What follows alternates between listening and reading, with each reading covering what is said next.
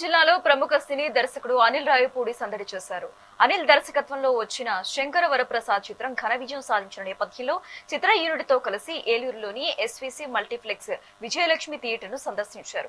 అభిమానుల కోలాహలం మధ్య వారితో ముచ్చటించి సినిమాను ఆదరిస్తున్నందుకు ధన్యవాదాలు తెలిపారు. అనంతరం పడమర వీధిలోని గంగారమ్మ జాతరకు హాజరై అమ్మవారిని దర్శించుకుని మొక్కులు చెల్లించుకున్నారు.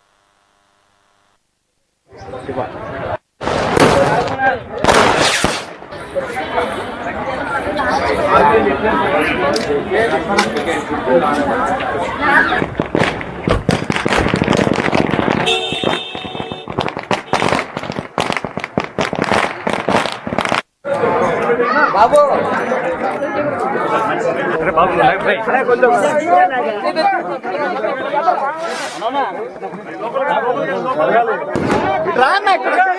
ముందుకు వచ్చి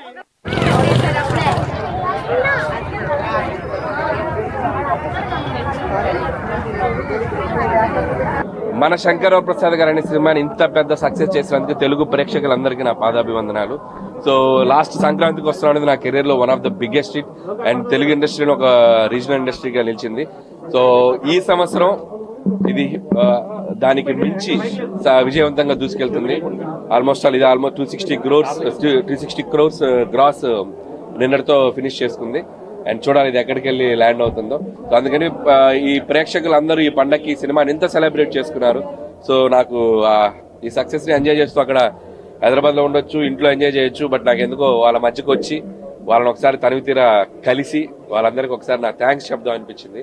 దట్స్ వై ఈ టూర్ ప్లాన్ చేసాం. Very short tour but I'm trying to make it successful. Thank you once again.